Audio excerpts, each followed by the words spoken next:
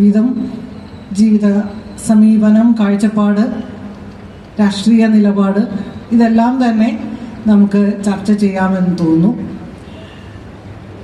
മീരയെ എന്നെ സംബന്ധിച്ചിടത്തോളം വളരെ വ്യക്തിപരമായി പറഞ്ഞാൽ പത്രപ്രവർത്തകർ എന്നുള്ള നിലയ്ക്കുള്ള ബന്ധമുണ്ടായിരുന്നു. അതിനപ്പുറത്ത് മീരയുടെ കഥകളുടെ എഴുത്തിൻ്റെ ഒരു ആരാധികയാണ്. ഏറ്റവും എൻ്റെ ഒരു സഹോദരി, ഒരു അനിയത്തി തന്നെയാണ് മീര. അതുകൊണ്ട് തന്നെ വ്യക്തിപരമായും വളരെ വളരെ സന്തോഷത്തോടു കൂടിയാണ് ഈ പരിപാടിയിൽ പങ്കെടുക്കുന്നത്. അതിന് സാഹിത്യ അക്കാദമിയോടുള്ള കൃതജ്ഞത, നന്ദി ആദ്യം തന്നെ പറയുകയാണ്. അപ്പോൾ നമുക്ക് തുടങ്ങാം എന്ന് തോന്നുന്നു. മീര നോവലുകൾ എഴുതിയിട്ടുണ്ട്, കഥകൾ എഴുതിയിട്ടുണ്ട്. കൂടാതെ 2 പ്രോസ് ഗദ്യം 2 പുസ്തകങ്ങളും എഴുതിയിട്ടുണ്ട്. ഒന്ന് മീരയുടെ ജീവിതത്തിൽ പരിചയപ്പെട്ട വ്യക്തികളെക്കുറിച്ചുള്ള ഒരു പുസ്തകമാണ്. മറ്റൊന്ന് കഥ എഴുത്ത് എന്ന നിലയിൽ കഥകളെക്കുറിച്ച്, കഥയിലേക്ക് വന്ന വഴികളെക്കുറിച്ച്, ജീവിതത്തിൻ്റെ വഴികളെക്കുറിച്ച്, അതൊരു ആത്മകഥാപരമാണ് എന്ന് വേണമെങ്കിൽ പറയാവുന്ന തരത്തിലുള്ള ഒരു പുസ്തകം. അത് കൂടാതെ നിരവധി നോവലുകളും നിരവധി കഥകളും. എനിക്ക് ആദ്യം തന്നെ ചോദിക്കാനുള്ളത് മീരയോട്, മീരയുടെ കഥ എന്ന് പറയുന്നത്, മീര തന്നെ പറഞ്ഞിട്ടുണ്ട്, വായനക്കാരുടെ ബുദ്ധിയും ഹൃദയവും അതിലേക്ക് എത്തിച്ചേരുന്നതും കഴിയുമെങ്കിൽ നവീകരിക്കാൻ കൂടി കഴിയുന്നതും ആകണം. അത് പത്ര റിപ്പോർട്ടാണെങ്കിലും സർഗാത്മകമായ എഴുത്താണെങ്കിലും എന്ന് മീരയുടെ ഒരു വാചകമുണ്ട്. അത് എത്രമാത്രം, എങ്ങനെയാണ് അതിനെക്കുറിച്ച് കാണുന്നത്? എന്താണ് മീരയുടെ എഴുത്തിന് ഒരു ലക്ഷ്യം ഉണ്ടോ? അതെന്താണ്?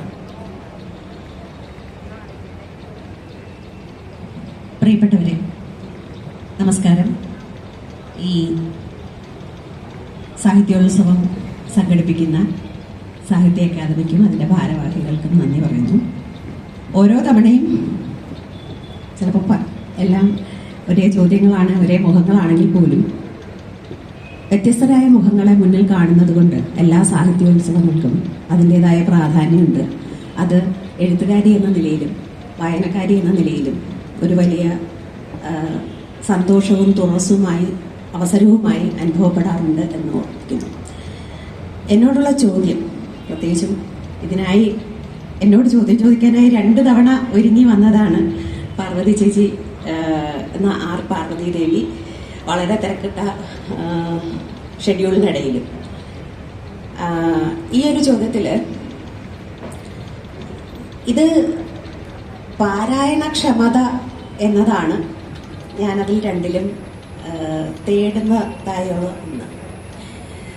പത്രപ്രവർത്തകയായ കാലത്ത് എന്തിന് പത്രപ്രവർത്തകയാകണമെന്ന ചോദ്യത്തിന് സത്യത്തിൽ എഴുതാനുള്ള മോഹം സാധിച്ചെടുക്കുക എന്നതായിരുന്നു ആദ്യത്തെ ഉത്തരം. പക്ഷെ പത്രപ്രവർത്തനം പഠിച്ചപ്പോഴാണ് മനസ്സിലായത് ഈ സാഹിത്യവും എഴുത്തുമായി പത്രപ്രവർത്തനത്തിനുള്ള ബന്ധം വളരെ വളരെ ദുർബലമാണ്, അല്ലെങ്കിൽ വളരെ പെരിഫറലാണ് എന്നുള്ളത്. എങ്കിലും ഒരു റിപ്പോർട്ട് എഴുതുമ്പോൾ സർഗാത്മകമായതെന്തോ ഒന്ന് ആ റിപ്പോർട്ടിനെ കുറച്ചുകൂടി ശോഭിപ്പിക്കുന്നതായും കുറച്ചുകൂടി വായനക്കാരിലേക്ക് എത്തിക്കുന്നതായും എനിക്ക് അനുഭവപ്പെട്ടിട്ടുണ്ട്. എഡിറ്റിങ്ങിൻ്റെ പാഠങ്ങൾ ഉൾക്കൊള്ളുമ്പോൾ ഭാഷ എങ്ങനെയാണ് നമ്മുടെ ഹൃദയങ്ങളെ തൊടുന്നത് എന്നത്, ഭാഷ എങ്ങനെയാണ് നമ്മുടെ ബുദ്ധിയെ സ്പർശിക്കുന്നതെന്ന് തിരിച്ചറിഞ്ഞു കഴിയുമ്പോൾ ഒരു വളരെ വരണ്ട ന്യൂസ് റിപ്പോർട്ടിൽ പോലും ഒരു അതിലേറെ മുള്ളും മുരടുമുള്ള ഒരു പ്രസ് കോൺഫറൻസ് പോലും റിപ്പോർട്ട് ചെയ്യുമ്പോൾ വളരെ ആകർഷകമാക്കാം എന്ന് തിരിച്ചറിഞ്ഞിട്ടുണ്ട്. ആ പാരായണക്ഷമത എന്നത് ഇല്ലെങ്കിൽ പിന്നെ നമ്മൾ എഴുതുന്നതൊക്കെ ശൂന്യമായി പോകുമെന്നാണ് എൻ്റെ ഒരു തോന്നൽ. ഇതേ സിദ്ധാന്തം തിരിച്ചിട്ടാൽ കൽപ്പനാ സാഹിത്യത്തിലും പാരായണക്ഷമതയോടൊപ്പം കുറച്ച് വസ്തുതകൾ കലർത്തുമ്പോൾ അതിൻ്റെ വിശ്വാസ്യത വർദ്ധിക്കുന്നതായും തോന്നിയിട്ടുണ്ട്. എനിക്ക് തോന്നുന്നു പലപ്പോഴും നമ്മളെ അത്ഭുതപ്പെടുത്തുന്നതാണ് മീരയുടെ കൃതികൾ. ഉദാഹരണത്തിന് ഇപ്പോൾ ആരാച്ചാർ വലിയൊരു പുസ്തകമാണ്, അത് കഴിഞ്ഞ് ഘാതകൻ വരുമ്പോൾ അങ്ങനെയാണ്. ഇങ്ങനെ ഓരോ പുസ്തകത്തിനും പൂർണ്ണമായും വ്യത്യസ്തമായ സാമൂഹ്യ, രാഷ്ട്രീയ, സാംസ്കാരിക സാഹചര്യങ്ങളെ കൂടി കണക്കിലെടുത്തുകൊണ്ടുള്ള എഴുത്തുകളാണ് വരുന്നത്. എനിക്ക് തോന്നുന്നു ഈ അടുത്ത കാലത്തുള്ള പുതിയ എഴുത്തുകളിലൊക്കെ തന്നെ അത് കുറേയധികം കാണാൻ കഴിയുന്നുണ്ട്. അതിലൊക്കെ തന്നെ അവരുടെ സാമൂഹ്യമായിട്ടുള്ള അവരുടെ ജീവിത ദർശനം വളരെ കൃത്യമായി കടന്നു വരികയും ചെയ്യും. എനിക്ക് എപ്പോഴും അത്ഭുതം തോന്നിയിട്ടുള്ളൊരു കാര്യം ആണ് എങ്ങനെയാണ് ഇതിനാവശ്യമായി ഇതിന് വലിയൊരു അധ്വാനം ആവശ്യമാണ്. ഒരു നോവൽ എഴുതി പൂർത്തിയാക്കുക എന്ന് പറയുന്നതിൻ്റെ പിന്നിൽ ഒരു അധ്വാനമുണ്ട്, ഒരു ലേബറുണ്ട്. അതിൻ്റെ പിന്നിൽ ഒരു ഗൃഹപാഠമുണ്ട്. കാരണം ഇപ്പോൾ ആരാച്ചാറ് ഒരുപാട് ചർച്ച ചെയ്യപ്പെട്ടതാണ്. മീര കൽക്കട്ടയിൽ പോയി താമസിക്കുകയും അവിടെ ലൈബ്രറിയിൽ താമസിച്ചുകൊണ്ട് അവിടുത്തെ ജീവിതം, ഒരു ആരാച്ചാറിൻ്റെ ജീവിതം, ഇതെല്ലാം പഠിച്ചതാണ് എന്നൊക്കെ നമ്മൾ പലയിടത്തും വായിച്ചിട്ടുണ്ട്. മീര തന്നെ പല അഭിമുഖങ്ങളിലും പറഞ്ഞിട്ടുണ്ട്. അതുപോലെ തന്നെയാണ് മിക്കവാറും എല്ലാ കഥകളായാലും നോവലുകളായാലും ഒക്കെ തന്നെ. അതിനൊക്കെ ഓരോന്നിനും ഓരോ വ്യത്യസ്തമായ, ഇപ്പം നേത്രോന്മീലനം എന്ന ആ ഒരു കൃതി കുറച്ച് പഴയതാണ്. അത് കാഴ്ച പരിമിതരായിട്ടുള്ള ഒന്ന് രണ്ട് വ്യക്തികളെ, ഒരു വ്യക്തി, അതിലെ നായക കഥാപാത്രം തന്നെ കാഴ്ച പരിമിതനാണ്, കാഴ്ച പെട്ടെന്ന് പോകുന്നതാണ്. ഒരു കാൽപ്പനികമായ ഒരു വളരെ വളരെ വായനക്കാരെ പിടിച്ചിരുത്തുന്നതാണ്. അത് മറ്റൊന്നാണ്. അപ്പൊ ഇങ്ങനെ ഓരോ കഥയും യഥാർത്ഥത്തിൽ തികച്ചും വ്യത്യസ്തമായ ഒരു ക്യാൻവാസാണ് മീര മുന്നിലേക്ക് വെക്കുന്നത്.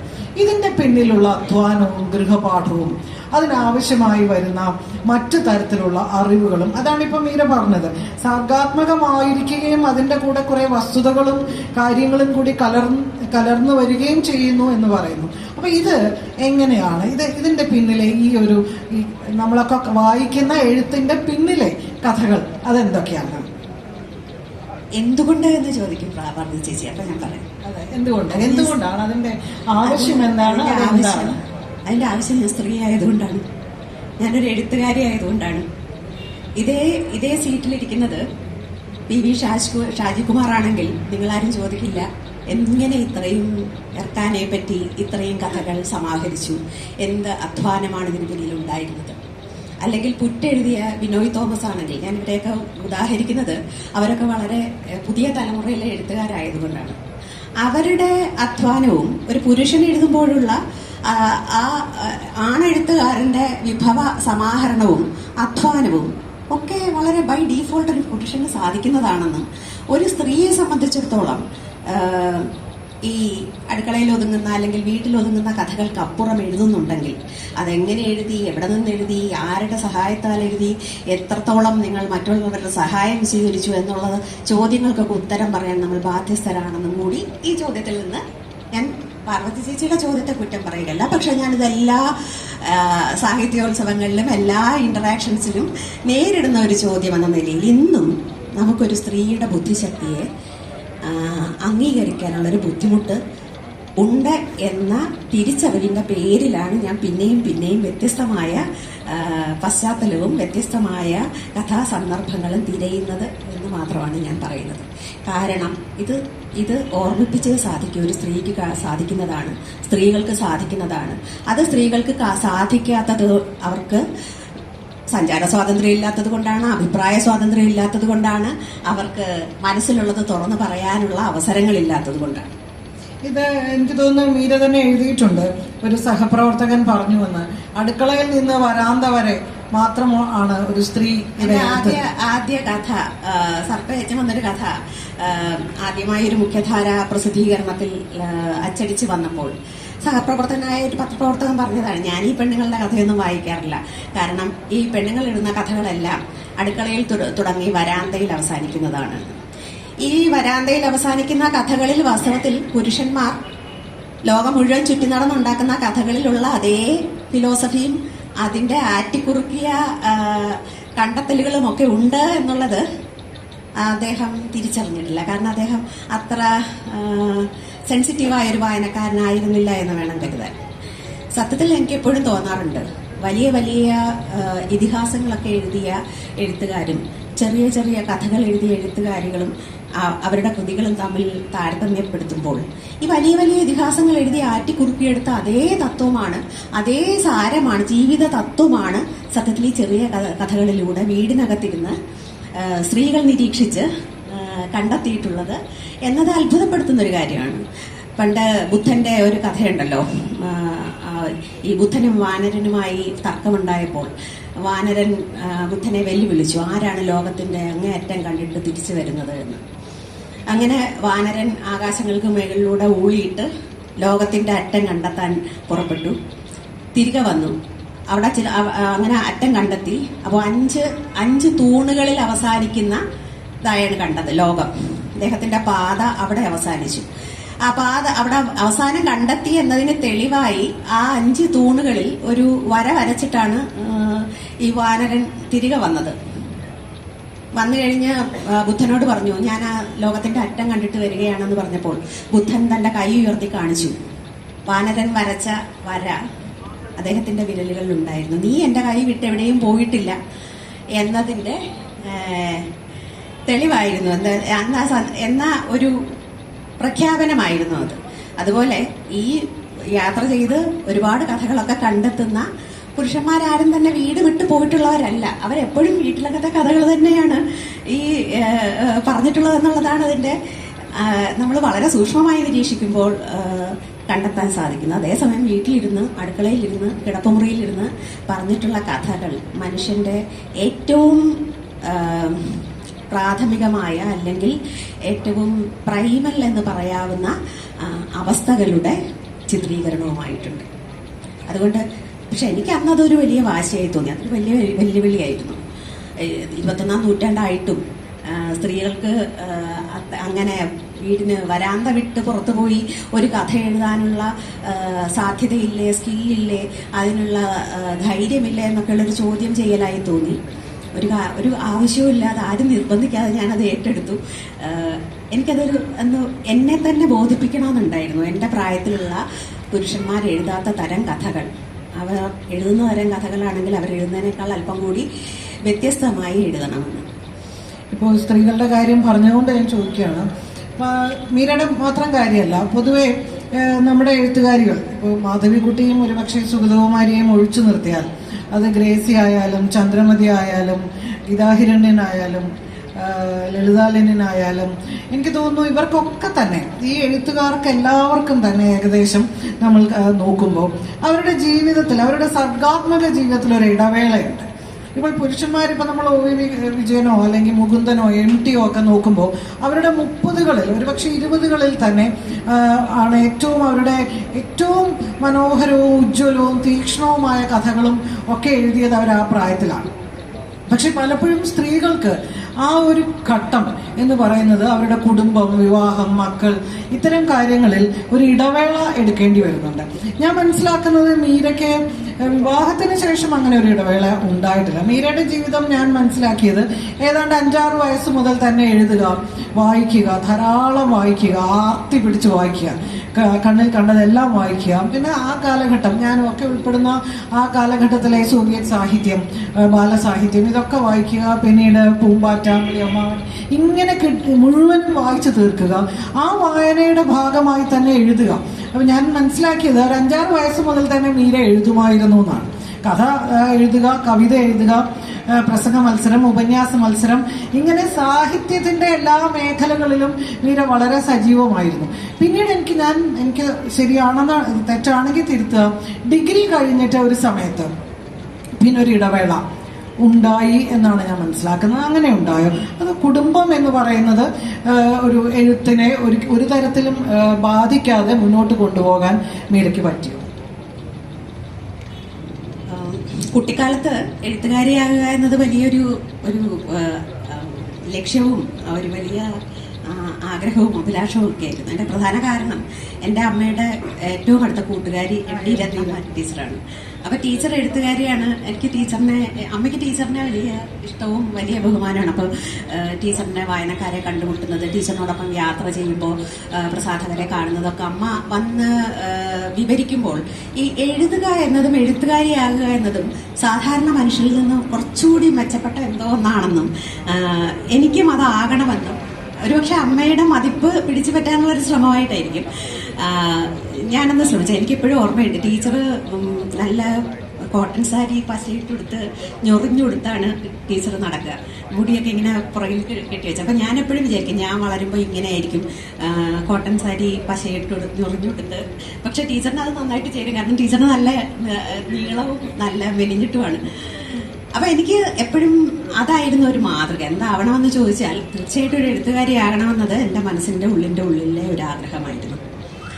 പിന്നീട് 17 വയസ്സായപ്പോൾ, അപ്പൊ ആദ്യകാലത്തൊക്കെ നമ്മൾ എഴുതുന്നത് ഇവരെല്ലാവരും, അമ്മയുടെ കുറെ കൂട്ടുകാരികളുണ്ട്, എല്ലാവരും എനിക്ക് അമ്മമാരെ പോലെയാണ്. എല്ലാവരും വളരെ ഭയങ്കരമായിട്ട് പ്രശംസിക്കും. അയ്യോ മീരക്കുട്ടി എന്തൊക്കെയാണ് എഴുതുന്നത്, ഈ പ്രായത്തിൽ ഇങ്ങനെ എഴുതുന്നല്ലോ, അതൊരു ഭാഷയാണ്. അപ്പൊ ഇതൊക്കെ കേട്ടിട്ട് എനിക്ക് ഞാൻ വലിയ എഴുത്തുകാരിയാണെന്ന് എനിക്ക് തോന്നിയിട്ടുണ്ട്. നല്ല അഹങ്കാരം ഉണ്ടായിരുന്നു. അച്ഛനൊട്ടും താല്പര്യം ഉണ്ടായിരുന്നില്ല. അച്ഛൻ എപ്പോഴും പറയും ഈ എഴുത്തുകാരെന്ന് പറഞ്ഞാൽ ഭയങ്കര ദാരിദ്ര്യം പിടിച്ച ജീവിതമായിരിക്കും, ഒന്നും കാണില്ല, പട്ടിണിയായിരിക്കും, ഒരു ഡോക്ടർ ആകുന്നതാണ് സുഖമായി ജീവിക്കാൻ പറ്റിയ കാര്യം എന്നത്. പക്ഷെ എനിക്ക് പട്ടിണിയാണെങ്കിലും വേണ്ടില്ല, എഴുത്തുകാരിയായി വായനക്കാരുടെ കൈകളിൽ എൻ്റെ പുസ്തകങ്ങൾ ഇരിക്കുന്നതും എൻ്റെ പുസ്തകങ്ങൾ വായിച്ചവർ ആനന്ദിക്കുന്നതും ഒക്കെ ആയിരുന്നു എൻ്റെ വലിയ സ്വപ്നങ്ങൾ. പിന്നീട് 17 വയസ്സായപ്പോഴാണ് എനിക്കൊരു കാര്യം മനസ്സിലായത്. അന്ന് എഴുതിക്കൊണ്ടിരുന്ന ആളുകളുടെ അടുത്ത് അവരെ വെല്ലുവിളിക്കാനെന്നുള്ള കോപ്പ് കയ്യിലില്ല. കാരണം നമ്മുടെ അനുഭവങ്ങൾ, ഒരു പെൺകുട്ടി എന്ന നിലയിൽ 17കാരിയുടെ അനുഭവങ്ങൾ വെച്ച് നോക്കുമ്പോൾ, എം മുകുന്ദനെ പോലെ മയ്യഴിയിൽ പോയിട്ട് ജീവിച്ചിട്ടില്ല, ഹരിദ്വാറിൽ പോയിട്ടില്ല, സച്ചിമാഷിനെ പോലെ അടിയന്തരാവസ്ഥ അനുഭവിച്ചിട്ടില്ല, എം ടി വാസുദേവൻ നായരെ പോലെ 2ാം മുഴം മഹാഭാരതം മുഴുവൻ വായിക്കാൻ പറ്റിയിട്ടില്ല. ഇങ്ങനെ ഇല്ലായ്മകളുടെ ഒരു വലിയ നിരയാണ് ഉണ്ടായിരുന്നത്. അപ്പൊ ഞാൻ വിചാരിച്ചു എൻ്റെ ഈഗോയുടെ ഒരു മുമ്പില് ഒരു പരാജയപ്പെട്ട എഴുത്തുകാരിയായിട്ടൊരു അങ്ങനെ അവസാനിച്ചു പോകാൻ എനിക്ക് വലിയ താല്പര്യം ഉണ്ടായിരുന്നില്ല. അപ്പൊ ഞാൻ വിചാരിച്ചു ഇനി എനിക്ക് എവിടെയാണ് എൻ്റെ കഴിവുകൾ പ്രകടിപ്പിക്കാൻ സാധിക്കുന്നത് എന്ന ഒരു അന്വേഷണത്തിൽ. എന്തായാലും അധ്യാപികയാവില്ല എന്ന് അറിയാമായിരുന്നു. എനിക്ക് ഒരുപാട് സംസാരിക്കാനൊന്നും പറ്റില്ല, പിന്നെ പെട്ടെന്ന് ദേഷ്യം വരും. അപ്പൊ അതുകൊണ്ട് നല്ല അധ്യാപികയാകാൻ സാധ്യതയില്ല. പിന്നെ ഞാൻ വിചാരിച്ചു നോക്കിയപ്പോഴേ ഏറ്റവും നല്ലത് പത്രപ്രവർത്തകയാകുകയാണ്. അതാകുമ്പോൾ എഴുതിക്കൊണ്ടിരിക്കാം, പിന്നെ വലിയ ഒച്ചയൊന്നും എടുക്കണ്ട. ആ സമയത്തൊക്കെ സർഗാത്മക രചന നിർത്തിവെച്ചു. ഡിഗ്രിക്ക് പഠിക്കുമ്പോൾ 3ാം വർഷം ഡിഗ്രിക്ക് പഠിക്കുമ്പോൾ അത് കോളേജ് മാഗസിനിൽ വേണ്ടിയിട്ടൊരു പേരറിയാത്ത കിളികൾ എന്ന് പറഞ്ഞൊരു കഥ എഴുതി. അത് കഴിഞ്ഞ് പിന്നെ ഗാന്ധിഗ്രാം റൂറൽ ഇൻസ്റ്റിറ്റ്യൂട്ട് ഡീംഡ് യൂണിവേഴ്സിറ്റിയിലാണ് MA കമ്മ്യൂണിക്കേറ്റീവ് ഇംഗ്ലീഷിന് ചേരുന്നത്. അവിടെ ചേരുമ്പോഴാണ് കൂടുതലും ബാക്കി ഭാഷകളിലുള്ള സാഹിത്യത്തെ പറ്റി ബോധ്യം വരുന്നതും ധാരാളം വായിക്കുന്നതും. ആ വായന എന്നെ കൂടുതൽ ആത്മവിശ്വാസമില്ലാത്തവളാക്കി മാറ്റുകയാണ് ചെയ്തത് എന്നുള്ളതാണ് സത്യം. നമുക്ക് വായിക്കും തോറും എഴുതാൻ പ്രേരിതയാകേണ്ടതിന് പകരം വായിക്കും തോറും എഴുതണ്ട എന്ന് തീരുമാനിക്കാനാണ് ആ പുസ്തകങ്ങളെല്ലാം പ്രേരിപ്പിച്ചത്. പക്ഷെ അതെന്റെ ജീവിതത്തിലെ ഒരു നല്ല കാലമായിരുന്നു. എനിക്ക് തോന്നുന്നു ഗാന്ധിഗ്രാമിലെ ഒരു അധ്യയനം, അവിടുത്തെ ഒരു ശിക്ഷണം എനിക്ക് തുറന്നു തന്നെ, എനിക്ക് നൽകിയത് വളരെ തുറന്ന്, അല്ലെങ്കിൽ ലോകത്തെ പല രീതിയിൽ കാണാനുള്ള ഒരു എമ്പതിയോടെ കാണാനുള്ളൊരു ശേഷിയാണ്. അതിന് ഞാൻ ആ കലാലയത്തോട് എന്നും കടപ്പെട്ടിരിക്കുന്നു, എൻ്റെ അധ്യാപകരോട് എന്നും കടപ്പെട്ടിരിക്കുന്നു.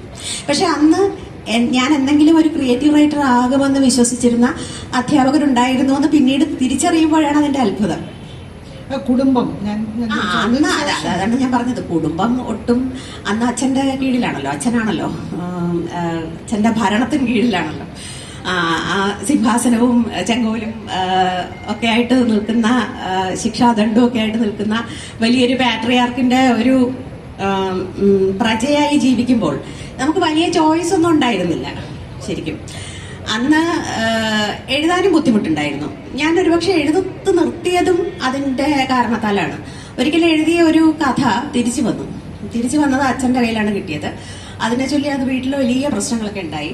അപ്പൊ ഞാൻ അന്ന് തീരുമാനിച്ചു, എനിക്ക് സ്വന്തമായിട്ട് തിരിച്ചു വരാൻ ആരും പൊട്ടിക്കാതെ എന്റെ കത്ത് എനിക്ക് തന്നെ വായിക്കാൻ ഒരു വീടുണ്ടാകുന്ന കാലത്തെ, ഒരു മേൽവിലാസം ഉണ്ടാകുന്ന കാലത്തെ ഞാൻ ഇനി എഴുതുന്നുള്ളൂ എന്ന്.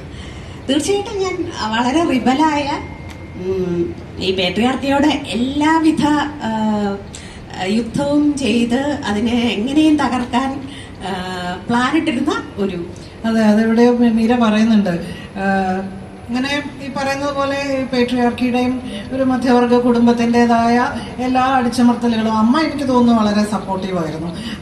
ഈ എല്ലാ അടിച്ചമർത്തലുകളും അല്ലെങ്കിൽ അത്തരം പ്രത്യേകതകൾക്കൊക്കെ ശേഷം ഏതോ ഒരു ഘട്ടത്തിൽ മീര പറയുന്നുണ്ട്, വളരെ രസകരമായ ഒരു വാചകമായിട്ട് എനിക്ക് തോന്നി, ഞാനൊരു നിഷേധിയാവാൻ തീരുമാനിച്ചു, ഇനി ഒന്നും പേടിക്കാനില്ല എന്നാണ്.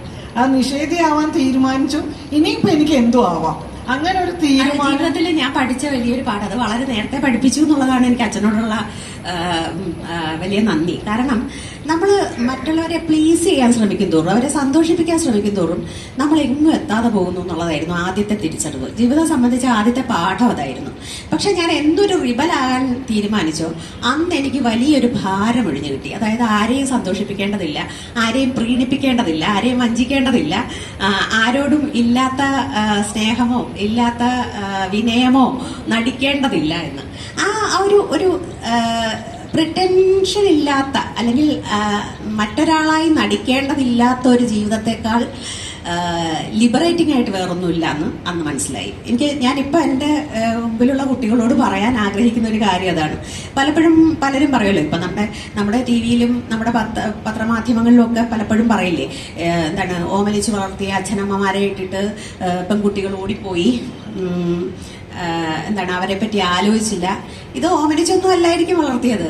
ഇത് ഭയങ്കര കഠിനമായ എന്താണ് ഏകാധിപത്യത്തിന് കീഴിൽ വളരുന്നവർ ആദ്യം കിട്ടുന്ന വെയിലിന്റെയും ആദ്യം കിട്ടുന്ന ചെറിയ കാറ്റിന്റെയും കുളിരിന്റെയും അടുത്തേക്ക് ഓടിപ്പോകുന്നതായിരിക്കും. അതവര് ഒരു സസ്യം എങ്ങനെയാണോ വെയിലിന് നേരെ ചായുന്നത് അതുപോലെ ആദ്യത്തെ സ്നേഹ പ്രകടനത്തിന് നേരെ അവർ ചാഞ്ഞു പോകുന്നതായിരിക്കും. നമ്മൾ ആ കഥ കൂടി നമ്മൾ അന്വേഷിക്കേണ്ടതുണ്ട്. എങ്ങനെയാണ് ഒരു പെൺകുട്ടി സ്വന്തം ജീവിതത്തിലെ ഒരുപാട് സൗഭാഗ്യങ്ങളും ഒരുപാട് കൺവീനിയൻസും ഒക്കെ ഉപേക്ഷിച്ച് ഒരു ദിവസം അത് വിട്ടു പോകാൻ തീരുമാനിക്കുന്നത്. കാരണം ഈ പാട്രിയാർക്കി എന്ന് പറയുന്നത്, അടിച്ചമർത്തൽ എന്ന് പറയുന്നത് സംരക്ഷണത്തിന്റെ പേരിലാണെങ്കിലും വേലികെട്ടൽ എന്ന് പറയുന്നത് അനുഭവിക്കുന്ന ആളിനെ മനസ്സിലാവും അത് എത്രത്തോളം മുരടിപ്പിക്കുന്നതാണെന്ന്.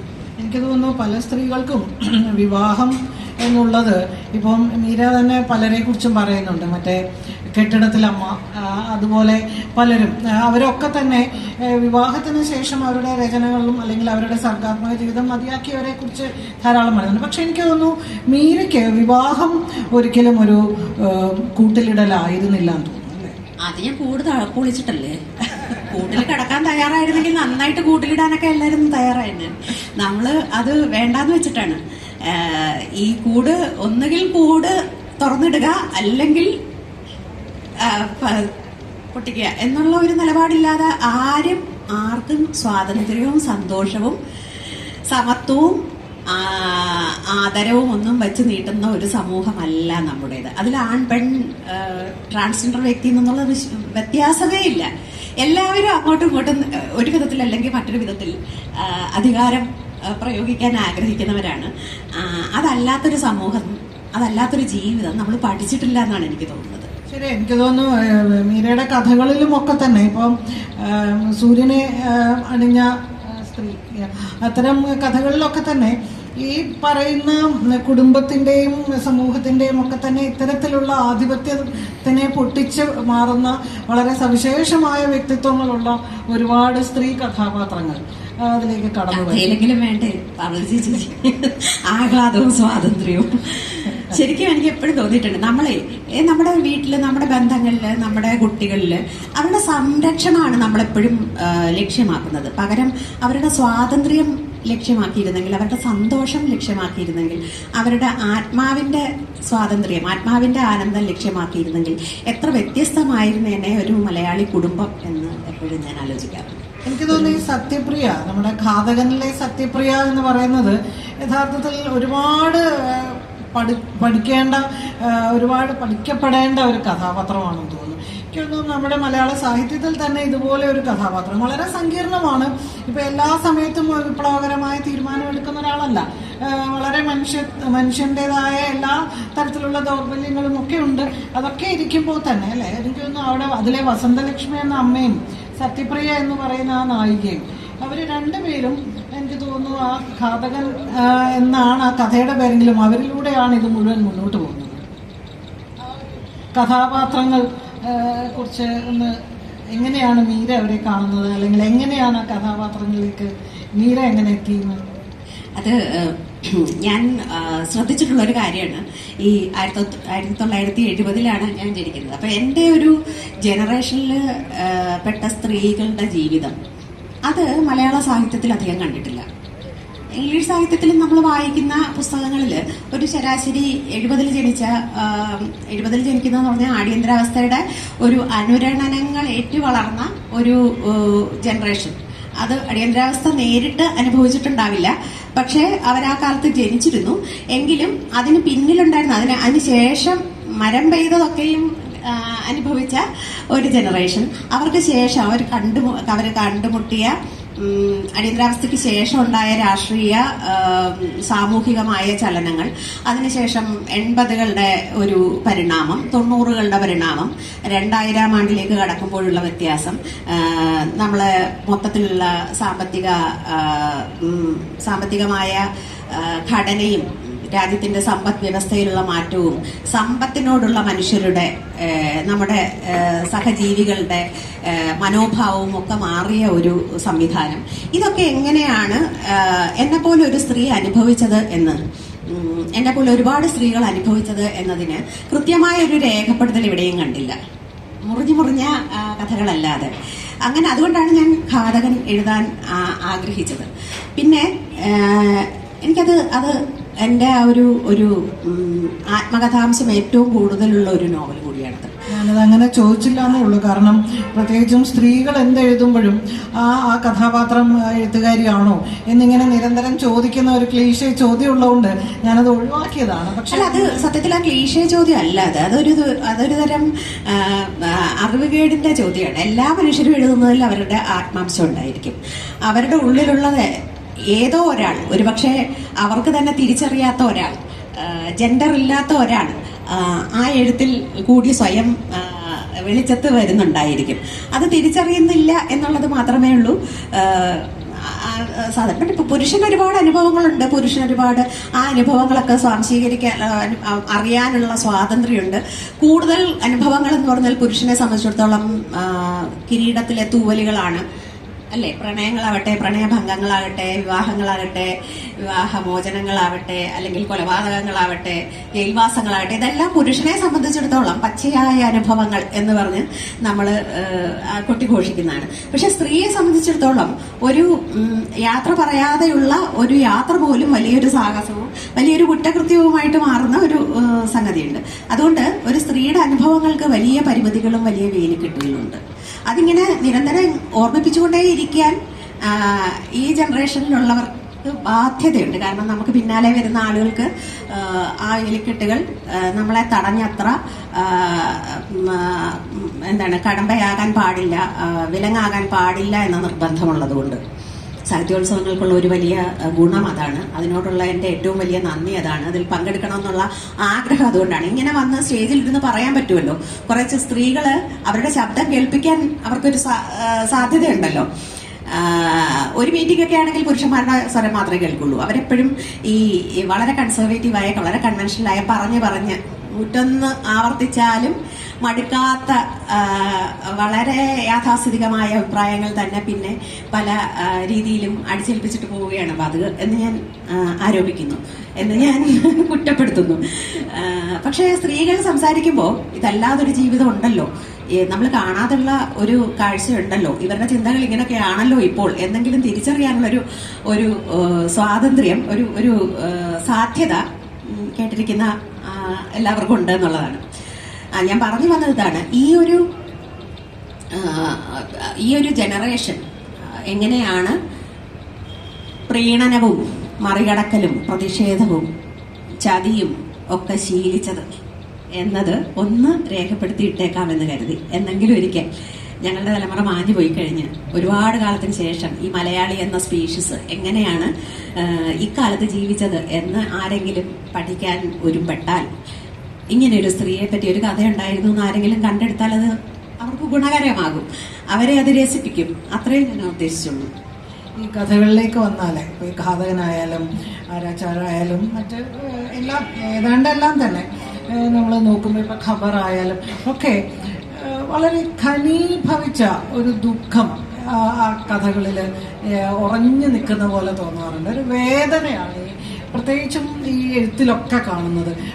കഥാപാത്രങ്ങളും നേത്രമീലിനായാലും ഏത് കഥയായാലും, മോഹമഞ്ഞയായാലും കരിനീലയായാലും, ഇതിലൊക്കെ തന്നെ നമുക്ക് കടുത്ത വേദനയുടെ ഇപ്പം കഥയെക്കുറിച്ചുള്ള എഴുത്തുകളിലും മീര പറയാറുണ്ട്, നരകതുല്യമായ യാതന അനുഭവിക്കുക എന്നുള്ളത് ഒരു സർഗാത്മക എഴുത്തുകാരനായാലും എഴുത്തുകാരിക്കായാലും അത് ആവശ്യമാണ്. സന്തോഷത്തിൽ നിന്നല്ല, ഘനീഭവിച്ച ദുഃഖം ആണ് എന്ന തരത്തിൽ പറയാറുണ്ട്.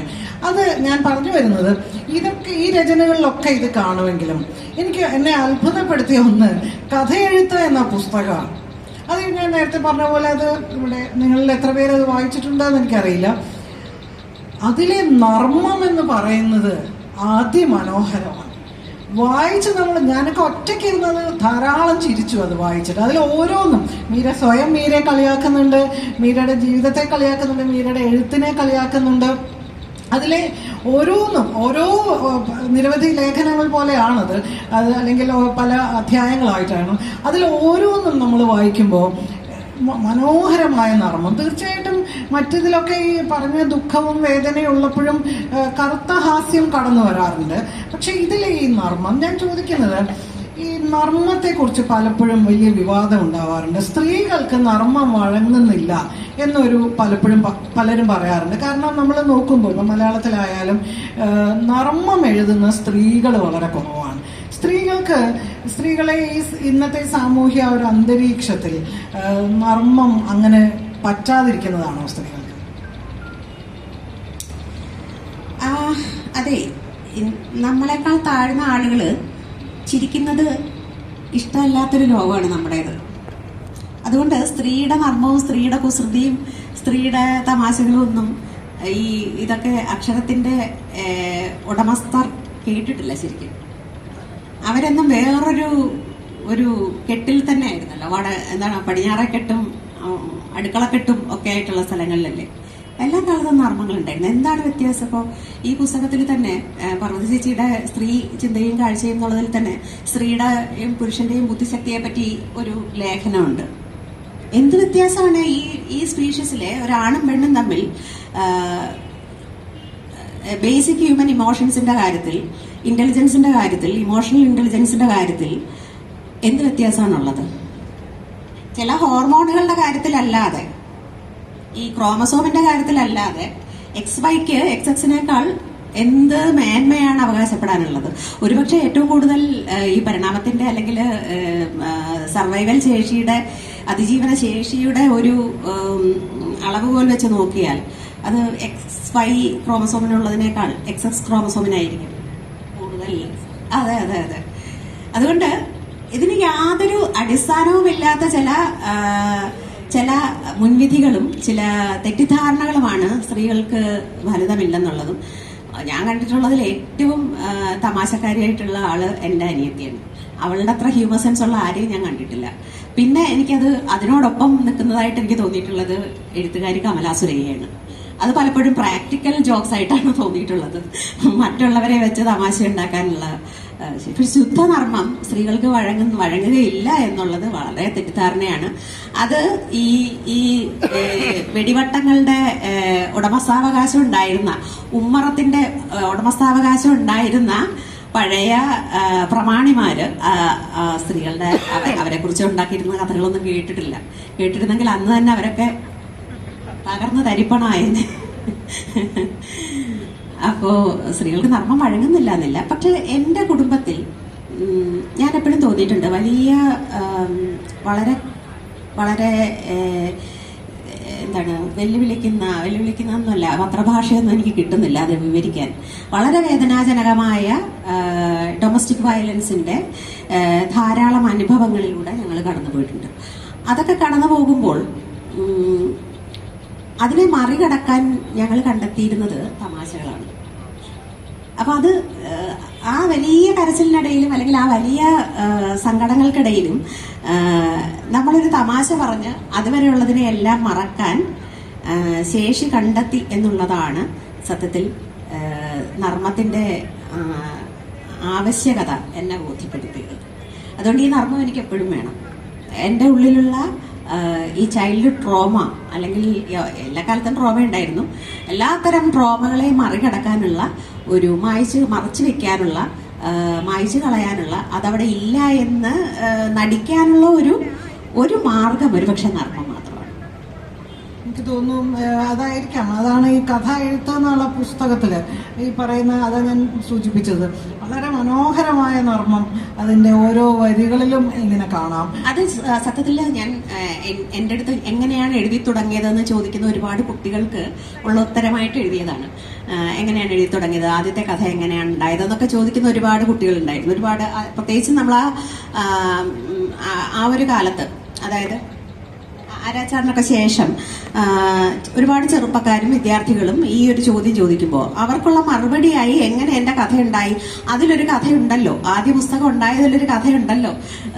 കാരണം MS ദിലീപ് എന്ന മനുഷ്യൻ, അതായത് എൻ്റെ ഭർത്താവ്, അത് എൻ്റെ കഥകൾ ഞാനറിയാതെ പ്രസിദ്ധീകരണങ്ങൾക്ക് അയച്ചു കൊടുത്തിരുന്നില്ലെങ്കിൽ ഒരുപക്ഷെ ഞാനിപ്പോൾ ഇവിടെ ഇരിക്കില്ലായിരുന്നു. ഞാൻ എൻ്റെ വളരെ സ്വസ്ഥമായിട്ട് എനിക്കിഷ്ടപ്പെട്ട ഒരു ജോലിയും ചെയ്ത് കൃത്യമായിട്ട് കൃത്യ ദിവസം കിട്ടുന്ന ശമ്പളവും ഒക്കെ ആയിട്ട് സുഖമായിട്ട് ജീവിച്ചേനെ. പക്ഷേ ആ സ്വസ്ഥത ഇല്ലാതായി. അതിന് കൊടുക്കേണ്ടി വന്ന വിലയാണ് എൻ്റെ ഓരോ കഥയും എന്ന് ഞാൻ എപ്പോഴും വിചാരിക്കാറുണ്ട്. പക്ഷെ ഞാൻ പറഞ്ഞു വന്നത് ഇതാണ്,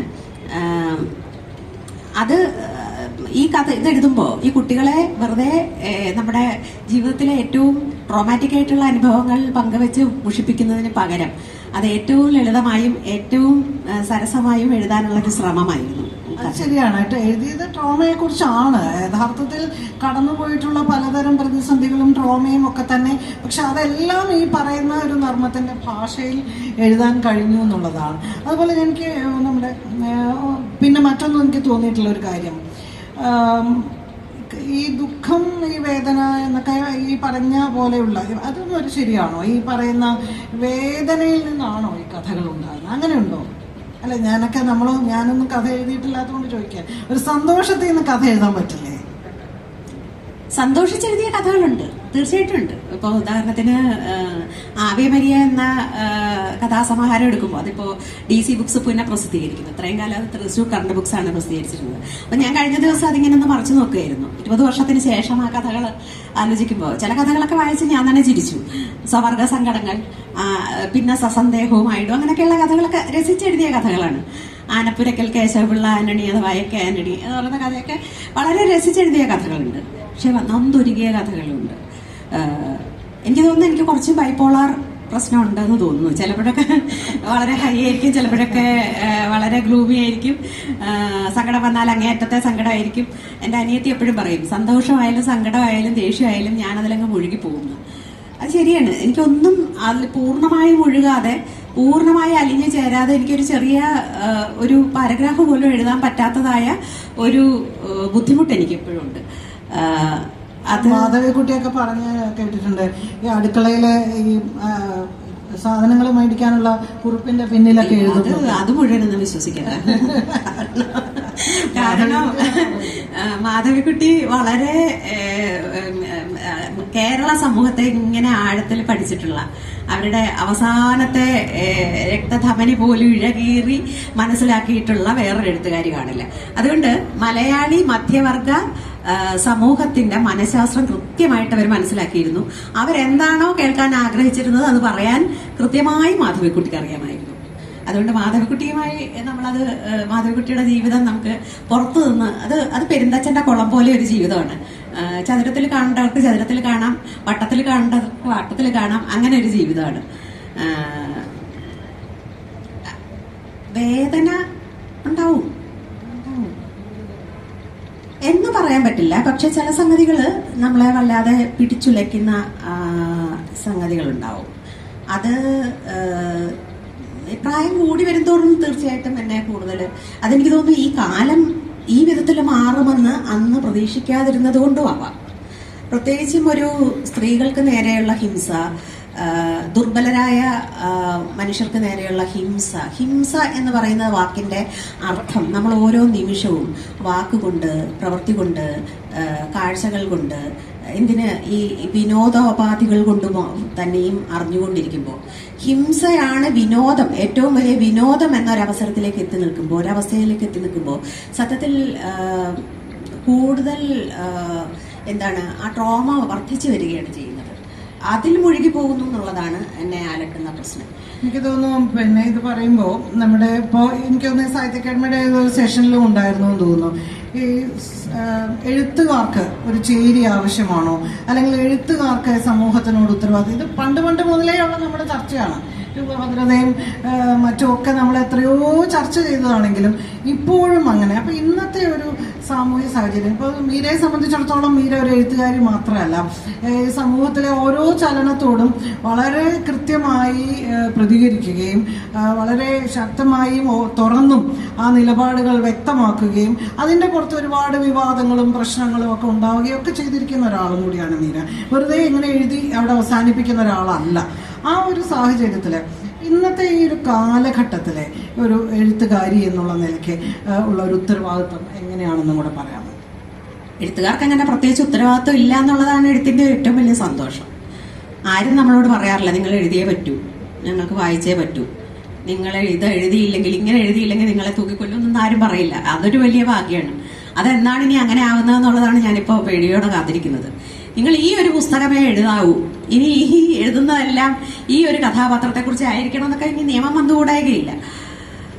പക്ഷേ ആരും പറഞ്ഞിട്ട് വേദനിക്കുന്നവരോ ആരും പറഞ്ഞിട്ട് ഈ മുറിപ്പെടുന്നവരോ ഒന്നും അല്ല എഴുതുക. ചില സമയത്ത് എനിക്ക് തോന്നാറുണ്ട്, നമ്മൾ ഉത്തരേന്ത്യയിലൂടെ ഒക്കെ യാത്ര ചെയ്യുമ്പോൾ ചില മനുഷ്യരെ കാണാം ചാട്ടവാറ് കൊണ്ട് സ്വയം അടിച്ച് പുറത്ത് ഇങ്ങനെ പാടുകൾ വീഴ്ത്തിയിട്ട് നമ്മളോട് പൈസ ചോദിക്കുന്നത്.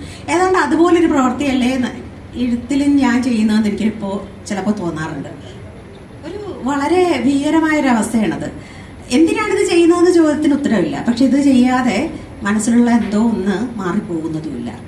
സ്വയം കുത്തി നോവിക്കുകയും ആ നോവിൽ ആനന്ദം കണ്ടെത്തുകയും ചെയ്യുന്ന പ്രത്യേകമായ ഒരു മാനസികാവസ്ഥയായിരിക്കണം എഴുത്തുകാരെ എഴുത്തിലേക്ക് നയിക്കുന്നതെന്ന് തോന്നുന്നു. അങ്ങനെ വേണമെങ്കിൽ വിചാരിക്കാം.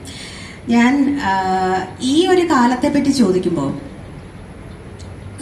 ഞാനിങ്ങനെയല്ല. ഒരു 30 വയസ്സിൽ ഞാൻ വിചാരിച്ചിരുന്നത് എനിക്കൊരു 50-55 വയസ്സാകുമ്പോഴേക്കും കേരളത്തിലെ സമൂഹം കുറച്ചുകൂടെ പക്വത എത്തുമെന്നും 30 വയസ്സിൽ ഞാൻ കണ്ട ചില പ്രശ്നങ്ങളും പ്രതിസന്ധികളും ഒക്കെ ഇല്ലാതാകുമെന്നും എൻ്റെ അടുത്ത തലമുറ എന്നേക്കാൾ സന്തോഷത്തോടെയും എന്നേക്കാൾ സുരക്ഷിതത്വത്തോടെയും എന്നേക്കാൾ സമത്വബോധത്തോടെയും ജീവിക്കുമെന്നായിരുന്നു. ഇപ്പൊ അതിനേക്കാളൊക്കെ സമത്വബോധം പിടിച്ചു വാങ്ങുന്ന ഒരു തലമുറയുണ്ട് കേട്ടോ. തീർച്ചയായിട്ടും അവരെക്കുറിച്ച് എനിക്ക് വലിയ അഭിമാനവും വലിയ പ്രതീക്ഷയുമുണ്ട്. ഞാൻ അവരിൽ ഒരാളാകാൻ കൊതിക്കാറുണ്ട്. പക്ഷെ എന്നാലും നമുക്ക് ഒരു ജനസാമാന്യത്തിന് എപ്പോഴും പിന്നിലേക്ക് ഏതോ ഒരു വിദൂര ഭൂതകാലത്തിൽ ഏതോ ഒരു മായാ ലോകം സൃഷ്ടിച്ച് അവിടെ പോയി ജീവിക്കാൻ ആഗ്രഹിക്കുന്ന ഒരു ജനവിഭാഗത്തെ നമ്മൾ കണ്ടുകൊണ്ടിരിക്കുന്നു. പിന്നിലേക്ക് ഇങ്ങനെ ടൈമിൽ യാത്ര ചെയ്ത് ആ പഴയ കാലത്തെ തിരിച്ചു കൊണ്ടുവന്ന് അതെന്തോ വിശേഷപ്പെട്ടതായിരുന്നു എന്ന് ഓരോ നിമിഷവും ബോധ്യപ്പെടുത്താനുള്ളൊരു ശ്രമം നടക്കുന്നു. ഇത് സ്ത്രീയെ സംബന്ധിച്ചിടത്തോളം വളരെ അപകടകരമാണ്. സ്ത്രീ എന്ന് മാത്രമല്ല, എല്ലാ തരം ദുർബല വിഭാഗങ്ങൾക്കും വളരെ വളരെ വളരെ അപകടകരമായൊരു സംഗതിയാണ്. അല്ല, അപ്പോ ഈ ഒരു സാഹചര്യത്തെ ഒരു എഴുത്തുകാരി എന്നുള്ള ഞാൻ പറഞ്ഞത് പറഞ്ഞു വന്നതെന്ന് മാറിപ്പോയി. അതായത് എഴുത്തുകാരി മാത്രമല്ല എന്ന് ചേച്ചി പറഞ്ഞു. എഴുത്തുകാരി മാത്രമല്ല എന്നുള്ളതല്ല, ഞാനൊരു പൗരൻ മാത്രമല്ല എഴുത്തുകാരി കൂടിയാണെന്ന് വേണം പറയാൻ. ആദ്യം പൗരനാണ്, പിന്നീടാണ് എഴുത്തുകാരിയാവുന്നത്. അല്ലാതെ ആദ്യം എഴുത്തുകാരിയായിട്ട് പിന്നീട് പൗരനാകുകയല്ല. ആദ്യം പൗരനാകുകയും പിന്നീട് എഴുത്തുകാരിയാകുകയും ചെയ്യുന്ന ഒരു ബാങ്ക് ഉദ്യോഗസ്ഥൻ അല്ലെങ്കിൽ ഒരു രാഷ്ട്രീയ പ്രവർത്തകൻ ആദ്യം പൗരനാണ്. ഒരു ബാങ്ക് ഉദ്യോഗസ്ഥ ആദ്യം പൗരനാണ്. ആദ്യത്തെ അല്ലെങ്കിൽ ഏറ്റവും ബേറസ്റ്റ് അവകാശം എന്ന് പറയുന്നത് ഈ നാട്ടിലെ ഒരു സിറ്റിസൺ എന്നുള്ളതാണ്. ആ സിറ്റിസണിന്റെ അവകാശങ്ങൾക്കപ്പുറം അതിനേക്കാൾ മറികടന്നിട്ടുള്ള ഓരോ അവകാശങ്ങളും നമുക്ക് പിന്നെ കിട്ടുന്നില്ല, നമ്മുടെ മൗലിക അവകാശങ്ങൾക്കപ്പുറം. പക്ഷെ സ്ത്രീകളെയും ട്രാൻസ്ജെൻഡർ വ്യക്തികളെയും ഒക്കെ സംബന്ധിച്ചിടത്തോളം ഈ മൗലിക അവകാശങ്ങളാണ് ആദ്യമേ കവർന്നെടുക്കപ്പെടുന്നത്. അത് പലപ്പോഴും സംരക്ഷണത്തിന്റെ പേരിലോ അല്ലെങ്കിൽ സാമൂഹികമായ സ്വീകാര്യതയുടെ പേരിലോ ഒക്കെ ആയിരിക്കും. അങ്ങനെ വരുമ്പോൾ ഞാൻ ആദ്യം പൗരനാണ്, പിന്നീട് എഴുത്തുകാരി ആകുന്നുള്ളൂ എന്നുള്ളതാണ് സത്യം. പൗരൻ എന്ന നിലയിലും എഴുത്തുകാരി എന്ന നിലയിലും ഇന്ന വിധം പ്രവർത്തിക്കണമെന്നോ ഇന്ന രീതിയിൽ ശബ്ദിക്കണമെന്നോ ഇന്ന നേരത്ത് ശബ്ദിക്കണമെന്നോ ആരും എന്നോട് ആവശ്യപ്പെടാറില്ല. ആർക്കും എന്നോട് ആവശ്യപ്പെടാൻ അവകാശവുമില്ല, അധികാരവുമില്ല. പക്ഷെ എനിക്ക് ശബ്ദിക്കാനുള്ള അവകാശം എൻ്റെ ഭരണഘടന എനിക്ക് ഉറപ്പ് നൽകുന്നുണ്ട്. പക്ഷേ ഇന്നത്തെ ഒരു സാഹചര്യം നമ്മൾ ഈ കാണുന്നത് പോലെ ഒരു ഭയത്തിന്റെ ഒരു കമ്പളി പുതപ്പ് ഇങ്ങനെ മൂടി തുടങ്ങിയിട്ടുണ്ടല്ലോ. ഇപ്പം അരുന്ധതി റോയുടെ പുസ്തകം നിരോധിക്കുന്നു, ഒരു സിനിമയ്ക്ക് ഒരു ഇനിഷ്യൽ ചേർത്താൽ ആ സിനിമ അല്ലെങ്കിൽ സെൻസർ ചെയ്യുന്നു. ഈ രീതിയിൽ അതിപ്പോഴുള്ള കാര്യമല്ല, ഇത് ഇന്ത്യ സ്വാതന്ത്ര്യം കിട്ടിയ കാലം തൊട്ട് അതിന് മുമ്പ് തൊട്ടുള്ള കാര്യമാണ്. എഴുത്തുകാരെ ഭയപ്പെടുക, അവരുടെ പുസ്തകങ്ങൾ നിരോധിക്കുക എന്നുള്ളത് എല്ലാ കാലത്തും ഒരു വലിയ അധികാരത്തിന്റെ പ്രകടനമായി കൊണ്ടു നടന്നിട്ടുള്ളതാണ്. അത് ഇന്നോ ഇന്നലെയോ തുടങ്ങിയ കാലമല്ല. പക്ഷെ ഇന്നത്തെ കാലത്ത് അത് കൂടുതൽ ഭയപ്പെടുത്തുന്നതാകുന്നത് ഇക്കാലത്ത് അത് നടന്നുകൂടാ എന്നുള്ളത് കൊണ്ടാണ്. കാരണം പഴയ കാലമല്ല, ഇന്ന് ഇത് ഒരു ഗ്ലോബൽ, മുഴുവൻ ലോകവും ഒരു വില്ലേജ് മാത്രമായിട്ട് ചുരുങ്ങിക്കഴിഞ്ഞു. നമുക്കറിയാത്ത വിധത്തിൽ ലോകം നമ്മുടെ മുമ്പിൽ തുറന്നു കഴിഞ്ഞു. നമ്മുടെ എല്ലാ തരത്തിലുള്ള പുരോഗതി ശാസ്ത്രരംഗത്തും സാമൂഹിക രംഗത്തും സാങ്കേതിക രംഗത്തും ഒക്കെ വന്നു കഴിഞ്ഞു. ക്ലോണുകളെ ഉണ്ടാക്കുന്ന ഒരു കാലം എത്തിക്കഴിഞ്ഞു. ഈ കാലത്ത് നിരോധനങ്ങൾ കൊണ്ടുവരുമ്പോഴാണ് അത് പരിഹാസ്യമാകുന്നത്. ഈ കാലത്ത് പിന്നെ എന്താണ് പലതരം പൗരത്വത്തെ പറ്റി അല്ലെങ്കിൽ സ്വാതന്ത്ര്യത്തെ പറ്റി മതത്തെ പറ്റിയൊക്കെയുള്ള പഴയ ആശയങ്ങൾ പിന്നെയും പൊക്കിക്കൊണ്ടുവരുമ്പോഴാണ് അത് പരിഹാസ്യമാകുന്നത്. അതെ, അതാണ് അതിലേക്കുള്ളൊരു തിരിച്ചുപോക്കിലേക്ക് നമ്മൾ ഒരു ഭയത്തിന്റെ ഒരു അന്തരീക്ഷം സൃഷ്ടിച്ചുകൊണ്ട് സമൂഹത്തെ ആകെ തന്നെ 21-ാം നൂറ്റാണ്ടിൽ നിന്ന് തിരിച്ച് കൊണ്ടുപോകാനുള്ളൊരു ശ്രമമാണല്ലോ, അതിന്റെ ഭാഗമാണല്ലോ. അത് യഥാർത്ഥത്തിൽ എഴുത്തുകാർ ഇപ്പം നമ്മൾ ഉത്തരവാദിത്വം തീർച്ചയായിട്ടും ആരും അടിച്ചേൽപ്പിക്കുന്നില്ലെങ്കിൽ പോലും പുസ്തകങ്ങൾക്കും കലയ്ക്കും സമൂഹത്തിൽ ചലനങ്ങൾ സൃഷ്ടിക്കാൻ കഴിയുമെന്നുള്ളതുകൊണ്ടാണല്ലോ ഭരണാധികാരികൾ, പ്രത്യേകിച്ചും സ്വേച്ഛാധിപത്യ ഭരണാധികാരികൾ അതിനെ ഭയക്കുന്നത്. അപ്പൊ തീർച്ചയായിട്ടും അതിനെ ഒരു പിടിച്ചു നിർത്താൻ കഴിയുന്ന തരത്തിലുള്ള ഒരു ശക്തി പുസ്തകങ്ങൾക്കുണ്ട് എന്ന് തന്നെയല്ലേ നമ്മൾ വിചാരിക്കേണ്ടത്. പുസ്തകങ്ങൾക്ക് ഉണ്ടാക്കുന്നത് വായനക്കാരാണ്, എഴുത്തുകാരല്ല. വായനക്കാരുടെ സമൂഹമാണ്. അവരുടെ സംഘടിതമായ പിന്തുണയാണ് വാസ്തവത്തിൽ പുസ്തകങ്ങളെ മഹത്തരമാക്കുന്നത്. അത് പറയുമ്പോഴേ ഞാൻ ചോദിക്കാം, മീരയുടെ വായനാ സമൂഹത്തെ എങ്ങനെയാണ് അതിന്റെ ചില സവിശേഷതകൾ പങ്കുവെക്കാൻ പറ്റുമോ? വായനയുടെ ഈ പുസ്തകങ്ങൾ, ഇപ്പോൾ നിരവധി പുസ്തകങ്ങൾ ഇറങ്ങുന്നു, അതിനോടുള്ള സമീപനം, അതിനുള്ള റെസ്പോൺസ് എങ്ങനെയുണ്ട്? വലിയൊരു ആരാധക വൃന്ദം തീർച്ചയായും മലയാളി വായനക്കാരുണ്ട്. പിന്നെ ആരാധകർ എന്നുള്ള വാക്കേ ഞാൻ ഉപയോഗിക്കാറില്ല. ഞാൻ വിചാരിക്കുന്നത് അവരുടെ ചില അംശങ്ങളെ എൻ്റെ പുസ്തകങ്ങളിൽ അവർ കണ്ടെത്തുന്നു, അങ്ങനെ താതാത്മ്യപ്പെടുന്നു എന്നാണ്. ഞാനും അങ്ങനെയാണ്. എനിക്ക് മുമ്പേ എഴുതിയ ആളുകളുടെ പുസ്തകങ്ങളിൽ എന്നെ കണ്ടെത്തിയിട്ടുള്ളതും അവരുമായി താതാത്മ്യപ്പെട്ടിട്ടുള്ളതും.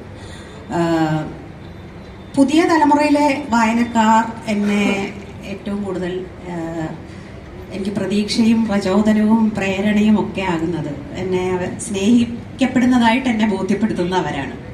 അവരുടെ സ്നേഹത്തിന്റെ മുമ്പിലാണ് ഞാൻ തളർന്നു പോകുന്നത്. അതൊരു വലിയ സന്തോഷമാണ്. പിന്നെ വായനാ സമൂഹം എന്ന് പറയുന്നത് ഒരു ഫിക്സഡ് ഡിപ്പോസിറ്റ് പോലെ ഒരു സംഗതിയൊന്നും അല്ല. അതൊരു വലിയ ഒന്നിച്ചുള്ളൊരു യാത്രയാണ്. ആ വഴിയിൽ ചിലരൊക്കെ വരും, ചിലരൊക്കെ പോകും, ചിലരൊക്കെ ഒപ്പം തന്നെ തുടരും, അതങ്ങനെ പോകും. അതിലപ്പുറം അവരെ സ്നേഹിക്കുക എന്നുള്ളതിനപ്പുറം എനിക്ക് വേറൊന്നും ചെയ്യാനില്ല. മറ്റു ഭാഷകളിൽ ഇപ്പോൾ ദേവിക ട്രാൻസ്ലേറ്റ് ചെയ്തിട്ടുണ്ട്, നിഷ സൂസൻ ഖബർ തർജ്ജമ ചെയ്തു. ഖബർ എന്ന് പറയുന്നത് ഒരു ചെറിയ വളരെ ചെറിയൊരു പുസ്തകമാണ്. വളരെയേറെ ഒരുപാട് മാനങ്ങളുള്ള, ഒരുപാട് അടരുകളുള്ള ഒരു പുസ്തകമാണ്. അപ്പൊ ഇതെല്ലാം തന്നെ തർജ്ജമ ചെയ്യപ്പെടുന്നുണ്ട്. പൊതുവിൽ മലയാളം പുസ്തകങ്ങൾ വിവർത്തനം ചെയ്യപ്പെടുന്നത് വളരെ കുറവാണ് എന്നൊരു അഭിപ്രായമാണ്. തമിഴില് ഏതാണ്ട് എല്ലാ പുസ്തകങ്ങളും വന്നു കഴിഞ്ഞു. തമിഴില് എനിക്ക് ഒരുപാട് വായനക്കാരുണ്ടെന്ന് അവിടുത്തെ എഴുത്തുകാരൊക്കെ പറയാറുണ്ട്. പിന്നെ കന്നഡയിൽ വന്ന പുസ്തകവും വളരെ ശ്രദ്ധിക്കപ്പെട്ടിട്ടുണ്ട്. ഇംഗ്ലീഷിലും മിക്കവാറും എല്ലാ പുസ്തകങ്ങളും ഇനി എഴുതാനുള്ളത് ഒഴികെ എല്ലാം വന്നു കഴിഞ്ഞു. വലിയ സന്തോഷം തോന്നാറുണ്ട്. കാരണം എൻ്റെ ഒപ്പമുള്ള മറ്റു എഴുത്തുകാരെയൊക്കെ അപേക്ഷിച്ച് എന്നെ തിരിച്ചറിയുന്നു എന്നൊക്കെ ഉള്ളത് വലിയ സന്തോഷം തോന്നാറുണ്ട്. അതിൻ്റെ ഒരു പ്രത്യേകത ഇപ്പം ഈ മലയാളം അല്ലാതെ മലയാളം വായനക്കാരല്ലാത്ത വായനക്കാർക്ക് എത്രമാത്രം തീർച്ചയായിട്ടും മീരയുടെ പുസ്തകങ്ങളുടെ സവിശേഷതയാണ്. നമുക്കറിയാവുന്ന പോലെ ഈ പുസ്തകങ്ങൾക്കൊക്കെ തന്നെ നമ്മൾ പറയുന്ന ഒരു മലയാളിയുടെ മനസ്സ് അല്ലെങ്കിൽ മലയാളികളുടെ മാത്രമായ ചില കാഴ്ചകളൊന്നുമല്ല. ഇതിനൊരു കോസ്മോപൊളിറ്റൻ ആയിട്ടോ അല്ലെങ്കിൽ ഒരു വളരെ പാൻ ഇന്ത്യൻ ആയിട്ടോ ഒക്കെയുള്ള ഒരു കഥകളും സമീപനങ്ങളും അതിൻ്റെ ക്യാൻവാസും എല്ലാം അങ്ങനെ തന്നെയാണ്. അതായിരിക്കാം മറ്റു ഭാഷകളിലേക്ക് തർജ്ജമ ചെയ്യപ്പെടുന്നതും വായിക്കപ്പെടുന്നതും തോന്നുന്നു. എങ്കിലും ഞാൻ ചോദിക്കുകയാണ്, ഈ ഒരു എഴുതുമ്പോൾ നിങ്ങളുടെ മുന്നിൽ വായനക്കാരുണ്ടോ? ഉണ്ടെങ്കിൽ അത് ഏത് തരം വായനക്കാരാണ്? എഴുതുമ്പോൾ മുമ്പിൽ വായനക്കാരൊന്നുമില്ല. എഴുതി കഴിഞ്ഞിട്ടാണ് വായനക്കാരുടെ വരവ്. എഴുതുന്ന സമയത്ത് ഞാനും മാത്രമേ ഉള്ളൂ. അത് ചിലപ്പോൾ എഴുതുന്ന ഞാനും വായിക്കുന്ന ഞാനും ആയിരിക്കും. എഴുതുന്ന സമയത്ത് എനിക്ക് ആരും ഒന്നും എന്നെ ബാധിക്കുന്നതേ ഇല്ല. അങ്ങനെ ബാധിക്കുമായിരുന്നെങ്കിൽ ഇപ്പം എഴുതിയ പലതും എനിക്ക് എഴുതാൻ പറ്റില്ല. പക്ഷെ എഴുതി കഴിഞ്ഞതിന് ശേഷം ആ എഡിറ്റിങ്ങിന്റെ ഒരു വേളയിലും വായനക്കാരുണ്ടെന്ന് പറയാൻ പറ്റില്ല. ആ സമയത്ത് ആ കൃതി മാത്രമേ ഉണ്ടാവുള്ളൂ. എഡിറ്റർ എന്ന നിലയിൽ ഞാനതിനെ എങ്ങനെ കാണുന്നു എന്നുള്ളതാണ് എന്നെ ഏറ്റവും കൂടുതൽ സ്വാധീനിക്കുന്നത്. അത് കഴിഞ്ഞ് അത് പ്രസിദ്ധീകരണത്തിന് അയക്കുന്ന നിമിഷം മുതൽ വായനക്കാരുണ്ട്. അത് പ്രസിദ്ധീകരിച്ച് വരുന്ന നിമിഷം മുതൽ ഭയങ്കര ഉത്കണ്ഠയാണ്. ഇതെങ്ങനെയാണ് ആളുകൾ വായിക്കുക, ഇത് ശരിക്കും വായനക്കാരെ തൃപ്തിപ്പെടുത്തുമോ, ഇതുപോലെ ഏതെങ്കിലും ഇതിനേക്കാൾ നന്നായി എഴുതിയത് ഏതെങ്കിലും അവർ വായിച്ചിട്ടുണ്ടാകുമോ എന്നൊക്കെയുള്ള പലതരം ആശങ്കകളും ഉത്കണ്ഠകളും പ്രസിദ്ധീകരിച്ച് വന്നാൽ എനിക്ക് പിന്നെ അത് രണ്ടാമത് വായിക്കാൻ തന്നെ ഭയമാണ്. അതിലെന്തെങ്കിലും ഞാൻ കാണാത്ത തെറ്റുകൾ കടന്നുകൂടിയിട്ടുണ്ടാകുമോ, ഏതെങ്കിലും സെന്റൻസ് മാറിപ്പോയി കാണുമോ, ഇങ്ങനെയൊക്കെയുള്ള ഒരുപാട് എന്താണ് പറയുന്നത്, ഇറാഷണൽ ഭീതികൾ എന്നെ ബാധിക്കാറുണ്ട്. പിന്നെ ഇത് എഴുതിയെല്ലാം കഴിഞ്ഞ് ഇത് എൻ്റേതല്ലാതാകും. ഒരു മിനിറ്റ് തൊട്ട് പിന്നെ ഞാൻ അതിൽ നിന്ന് അത് വിടുതൽ വാങ്ങും.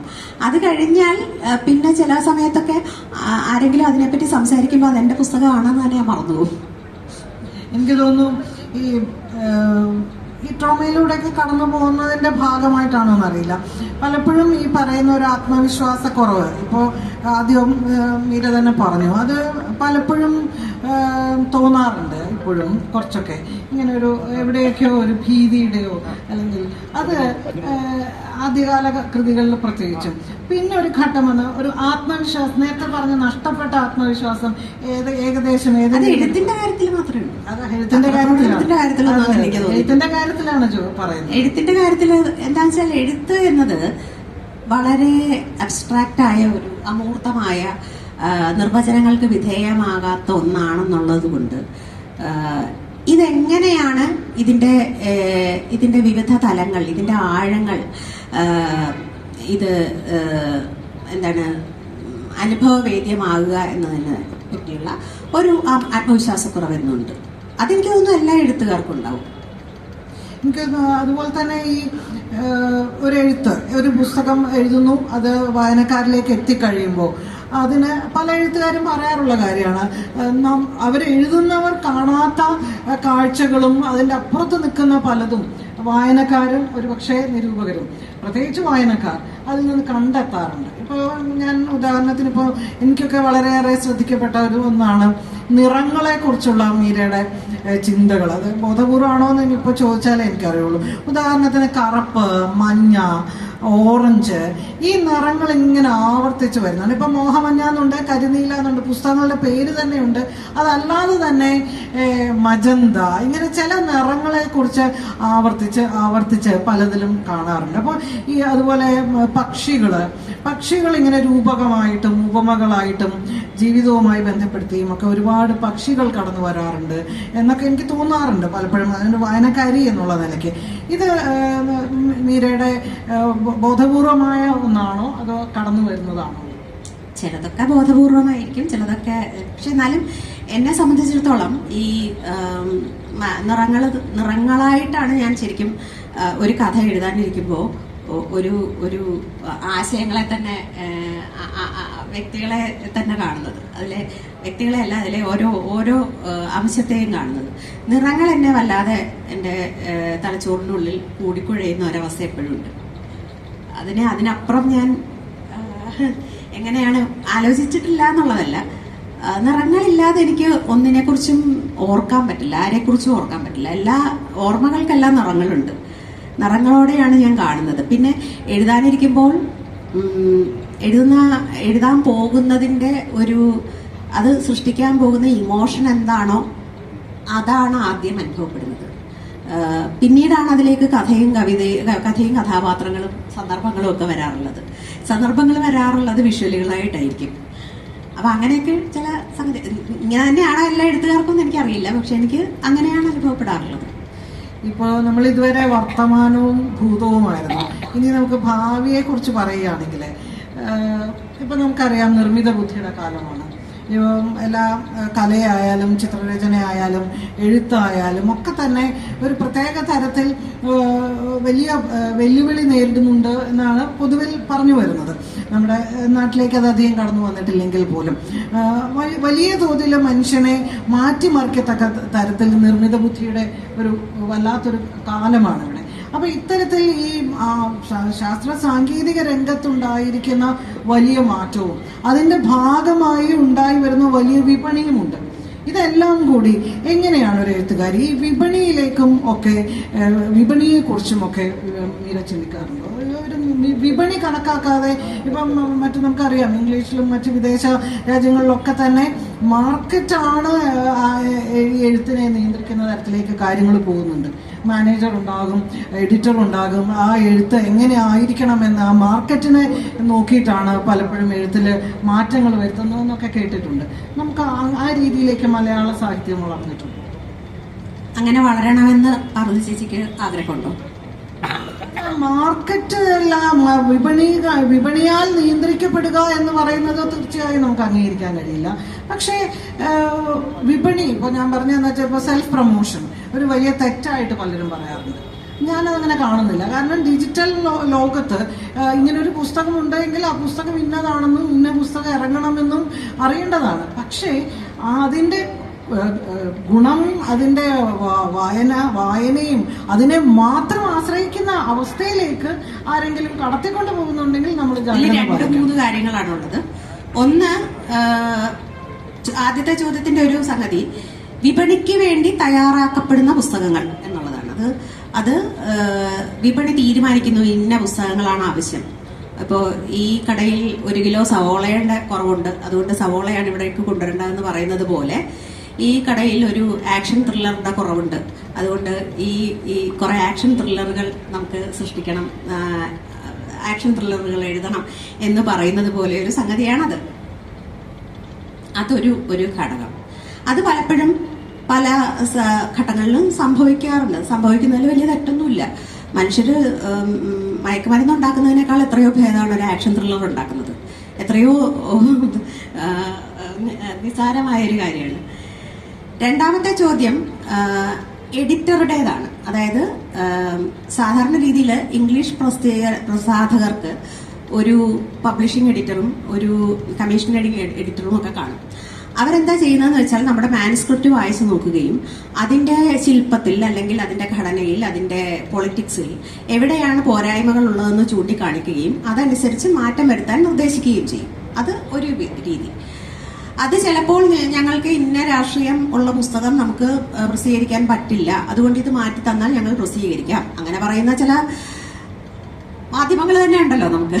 അതുകൊണ്ട് നമ്മുടെ പല മാധ്യമങ്ങൾ നമ്മുടെ മുമ്പിൽ തന്നെ അതിനുള്ള ഇതുണ്ട്. അപ്പൊ അത് ഒരു ഇത്. പിന്നെ ഇനി മൂന്നാമത്തെ കാര്യം ഇതിൽ നിന്ന് വ്യത്യസ്തമായൊരു സംഗതിയാണ്. അത് സെൽഫ് പ്രൊമോഷന്റെ കാര്യമാണ്. സെൽഫ് പ്രൊമോഷൻ എന്നുള്ളത് മുമ്പ് മലയാളിക്ക് പരിചയമുള്ള ഒരു സംഗതിയല്ല. കാരണം അന്ന് സോഷ്യൽ മീഡിയ ഉണ്ടായിരുന്നില്ല, വാട്സാപ്പ് ഉണ്ടായിരുന്നില്ല, ഫോൺ ഉണ്ടായിരുന്നില്ല. നമ്മുടെ ഇലക്ഷൻ ക്യാമ്പയിൻ പോലും ഇന്നത്തെ പോലെ അന്ന് പരിചയം ഉണ്ടായിരുന്നില്ല. ഇന്നിപ്പോ എല്ലാവരുടെയും ഫോണിലേക്ക് റെക്കോർഡഡ് മെസ്സേജുകൾ അല്ലെങ്കിൽ റെക്കോർഡഡ് വോയിസ് മെസ്സേജ് അയക്കാൻ പാകത്തിനുള്ള വ്യത്യാസം പ്രചാരണ രംഗത്ത് പോലും സംഭവിച്ചിട്ടുണ്ട്. അപ്പൊ എനിക്ക് തമാശയായിട്ട് തോന്നിയിട്ടുള്ളത്, ഒരു റൈറ്റർക്ക് വായനക്കാരോട് തീർച്ചയായിട്ടും ഞാൻ പുസ്തകം എഴുതുന്നതും പുസ്തകം പ്രസിദ്ധീകരിക്കുന്നതും എൻ്റെ വീട്ടിൽ വെക്കാനല്ല, അത് കഴിയുന്നത്ര വായനക്കാരിലെത്തണമെന്ന് എനിക്ക് വളരെ നിർബന്ധമുണ്ട്. അവരത് വായിക്കണമെന്നും അത് വായിച്ച് എന്നെ സ്നേഹിക്കണമെന്നും അത് അവസാനം വരെ വായിക്കണമെന്നും അവരത് ഓർത്തിരിക്കണമെന്നും അതവരെ മാറ്റിമറിക്കണമെന്നും എന്നെപ്പോലെ അവർ ഒരു നല്ല നാളെയെ സ്വപ്നം കാണണമെന്നും അതിലും നല്ല നാളെ സൃഷ്ടിക്കാനോ അവർ തയ്യാറാകണമെന്നൊക്കെ എനിക്ക് ആഗ്രഹമുണ്ട്. അല്ലാതെ വെറുതെ ഇരുന്ന് ഈ കുത്തിയിരുന്ന് കരഞ്ഞും പിഴിഞ്ഞും എഴുതിയുണ്ടാക്കി എൻ്റെ വീട്ടിൽ വയ്ക്കാനല്ല ഞാൻ പുസ്തകം എഴുതുന്നത്. പക്ഷെ എന്നെ രസിപ്പിക്കുന്ന ഒരു ഘടകമുണ്ട്. അതെന്താന്ന് വെച്ചാൽ നമ്മൾ ഫേസ്ബുക്കിൽ നമ്മുടെ പുസ്തകത്തെ പറ്റി എന്തെങ്കിലും ഇടുമ്പോൾ ഈ സെൽഫ് മാർക്കറ്റിംഗ്, സെൽഫ് തള്ളൽ എന്ന് പറഞ്ഞിട്ട് വരുന്ന അത് മിക്കവാറും പുരുഷന്മാരുടെ നാമങ്ങൾ ആണ് അതിൽ കാണുന്നത്. അപ്പൊ എനിക്കതിൽ തോന്നിയിട്ടുള്ള എന്താന്ന് വെച്ച് കഴിഞ്ഞാല് ഒരു സ്ത്രീ സ്വന്തം പുസ്തകത്തെ പറ്റി ആഹ്ലാദിക്കുന്നത് പൊതുവെ ആളുകൾക്ക് അങ്ങോട്ട് പിടിക്കുന്നില്ല. എന്തിനാണ് ഇത്ര ആഹ്ലാദിക്കുന്നത് എന്നുള്ളൊരു ചോദ്യമാണ്. ഒരു സ്ത്രീയുടെ ആഹ്ലാദം ഉൾക്കൊള്ളാനും ആ സ്ത്രീ ആഹ്ലാദിക്കുന്നതിൽ ആഹ്ലാദിക്കാനും നിങ്ങൾക്ക് ആഹ്ലാദം തോന്നിയില്ലെങ്കിൽ അത് അവരെന്തെങ്കിലും ചെയ്തോട്ടെ എന്ന് വിചാരിക്കാനും ഇപ്പോഴും നമ്മുടെ ഏറ്റവും വിദ്യാസമ്പന്നരായ വായനക്കാരായ ഫേസ്ബുക്കൊക്കെ ഉപയോഗിക്കുന്നവരുമായ ജനസാമാന്യ ജനഭൂരിപക്ഷവും പക്വത എത്തിയിട്ടില്ല എന്നുള്ളതിന്റെ തെളിവാണ്. പക്ഷെ എനിക്കത് എൻ്റെ ഒരു രാഷ്ട്രീയ പ്രവർത്തനത്തിന്റെ ഭാഗം കൂടിയാണ്. എനിക്ക് എൻ്റെതാകട്ടെ മറ്റു സ്ത്രീകളുടേതാകട്ടെ പുസ്തകങ്ങളും മുഖങ്ങളും അവരുടെ വാശികളും വൈരാഗ്യങ്ങളും വഴക്കുകളും ഒക്കെ എപ്പോഴും ഫേസ്ബുക്കിൽ നിറഞ്ഞു നിൽക്കണമെന്നാണ്. ഫേസ്ബുക്കിൽ മാത്രമല്ല, ജീവിതത്തിലുടനീളം സമൂഹത്തിൽ എല്ലായിടത്തും നിറഞ്ഞു നിൽക്കണമെന്ന് തന്നെയാണ് എൻ്റെ ആഗ്രഹം. അങ്ങനെ മാത്രമേ ഈ സ്ത്രീയുടെ ശബ്ദത്തോടും ക്യൂർ വ്യക്തികളുടെ ശബ്ദത്തോടുമൊക്കെ അവരുടെ ദൃശ്യതയോട്, അവരുടെ നിലനിൽപ്പിനോട്, അവരുടെ സ്ഥാനത്തോട്, അവരുടെ അവകാശങ്ങളോട് ഒക്കെ സമൂഹം പൊരുത്തപ്പെടുകയുള്ളൂ. അതുകൊണ്ട് ഇതൊരു വളരെ അത്യാവശ്യമുള്ളൊരു കാര്യമാണ്. കഴിയുന്നത്ര നമ്മൾ സെൽഫ് മാർക്കറ്റിംഗ് നടത്തും. മാർക്കറ്റിംഗ് അല്ല വാസ്തവത്തിലത്, അത് നിങ്ങളുടെ സാന്നിധ്യം ഓർമ്മിപ്പിക്കലാണ്. ഞാനിവിടെയുണ്ട്, ഞാൻ ഇനിയും ഉണ്ടായിരിക്കും. എന്തൊക്കെ പറഞ്ഞാലും അരുന്ധതി റോയ് ഒരിക്കൽ പറഞ്ഞതുപോലെ ഡെസ്പൈറ്റ് യു ഐ എക്സിസ്റ്റ് എന്ന് പറയുന്ന ഒരു സംഗതി ഓരോ ആളും, എഴുതുന്ന ആളും അത് ചെയ്തുകൊണ്ടേയിരിക്കണം. ഈ പുസ്തകങ്ങൾ ഇവിടെ ഉണ്ടാകുമെന്നുള്ളത് പ്രത്യേകിച്ച് ഇന്നത്തെ രാഷ്ട്രീയത്തിൽ. Despite you we write, despite you we dream, despite you we exist. അത് ഓർപ്പിച്ചുകൊണ്ടേയിരിക്കണം.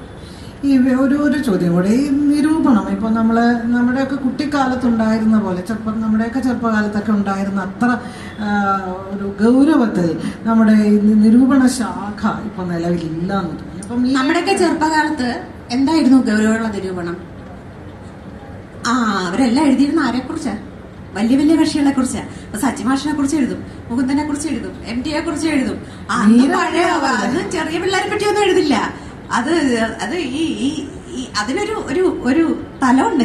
എനിക്ക് തോന്നുന്നു ആ പ്രായമൊക്കെ എത്തുമ്പോഴേക്കും എന്നെ കുറിച്ച് എഴുതുമായിരിക്കും. പക്ഷെ സത്യത്തില് നിരൂപണത്തിന് വലിയൊരു പ്രശ്നം സംഭവിക്കുന്നുണ്ട്. അതിന്റെ കാരണം എന്താന്ന് വെച്ച് കഴിഞ്ഞാൽ നിരൂപണത്തിനായിട്ടുള്ള നിരൂപണത്തിനായിട്ടുള്ള പ്രകാശന സാധ്യതകളും കുറഞ്ഞു എന്നുള്ളതാണ്. റിവ്യൂ എന്ന് പറഞ്ഞാൽ പുസ്തകത്തെ പുകഴ്ത്തലായിട്ട് മാറി. അതായത് വിമർശനം അഥവാ സാഹിത്യ നിരൂപണം എന്ന് പറയുന്നത് അത് പഠനമാണ്, തീർച്ചയായും പഠനമാണ്. ആ പഠനം എങ്ങനെയാണെന്ന് വെച്ചാൽ കഥ എന്താണെന്ന് ജനത്തിനോട് സംഗ്രഹിച്ചെഴുതുകയല്ല നിരൂപണം.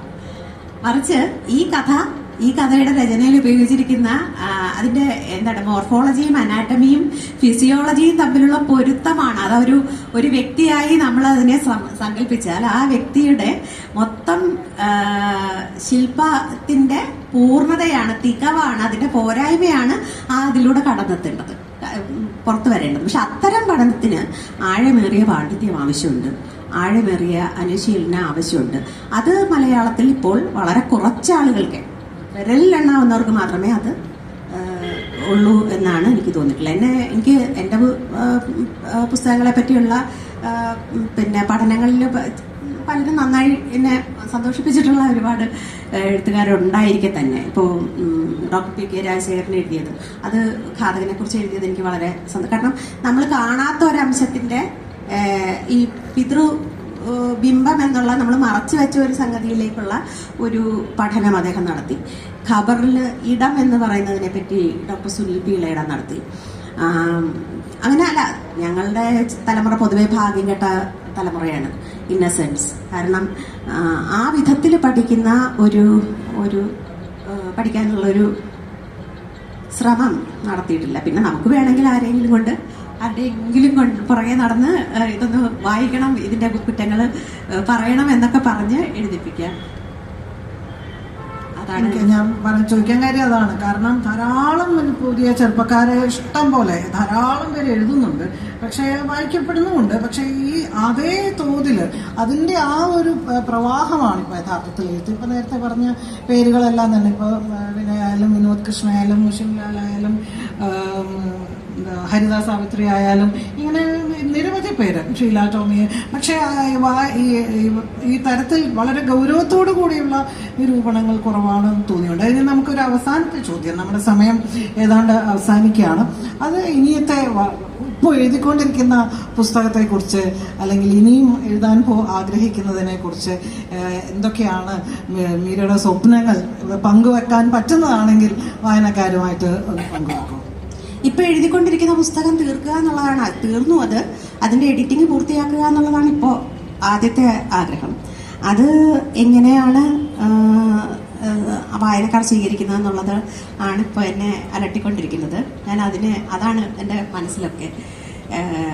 അതിൽ മുഴുകി ജീവിക്കുകയാണ്. കലാച്ചി എന്നാണ് അതിൻ്റെ പേര്.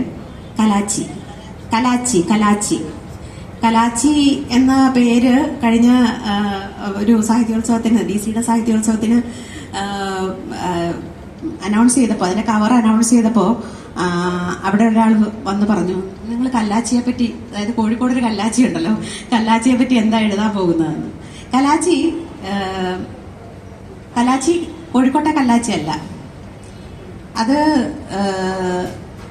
അത് ഞാൻ എടുക്കുന്ന ജീവിതത്തിലെ ഏറ്റവും സാഹസികമായി ഞാൻ എഴുതുന്ന ഏറ്റവും സാഹസികമായ ഒരു നോവലെന്നാണ് ഞാൻ ഇപ്പൊ പറയാൻ ആഗ്രഹിക്കുന്നത്. കഴിഞ്ഞിട്ട് ബാക്കി ഉണ്ടാവുക എന്നുള്ളത് പിന്നെ കാണാം.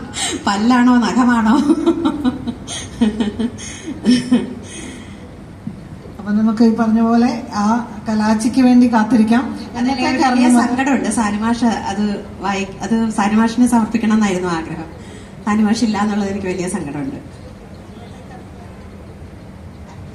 അത് ഉടനെ ഇറങ്ങും. ഏതാനും ആഴ്ചകൾക്ക് അകം അത് തയ്യാറാകും. ഓക്കെ, അപ്പൊ നമുക്ക് അത് ഈ പറഞ്ഞ പോലെ ഒരു ഓണ സമ്മാനമായിട്ട് നമുക്ക് സ്വീകരിക്കാം. പുതിയ നോവൽ മീരയുടെ വരുന്നു എന്നതും അത് ഉടനെ തന്നെ നമ്മുടെയൊക്കെ കൈകളിൽ കിട്ടുന്നു എന്നുള്ളതും വളരെ വളരെ സന്തോഷം തരുന്നതാണ്. അപ്പോൾ ഇത്രയും നേരം മീര ചോദ്യങ്ങൾക്കെല്ലാം തന്നെ ഈ രീതിയിൽ നമ്മളുമായിട്ട് സംവദിക്കുകയും പങ്കുവയ്ക്കുകയും ചെയ്തു. എനിക്ക് തോന്നുന്നു സംഘാടകർ പറയുന്നത് ഒരു 10 മിനിറ്റ് സദസ്സിൽ നിന്നുള്ള ചോദ്യങ്ങൾ ആകാം എന്നാണ് പറയുന്നത്. ദയവീത് ചോദ്യങ്ങൾ ഏറ്റവും ചുരുക്കി നിങ്ങൾ പറയണം. കൂടുതൽ പേർക്ക് അപ്പോൾ സംസാരിക്കാൻ അവസരം കിട്ടും. ആർക്കെങ്കിലും കുറിച്ച് തരണമെങ്കിലും കുറിച്ച് വല്ലത് എഴുതി കൊടുക്കണമെങ്കിലും ഇതൊക്കെ എഴുതി കൊടുക്കാവുന്നതാണ്. ഖബറിനെ പറ്റിയിട്ടാണ്. അതിലെ പേരും കൂടെ ഒന്ന് പറയുന്നു. അനിൽ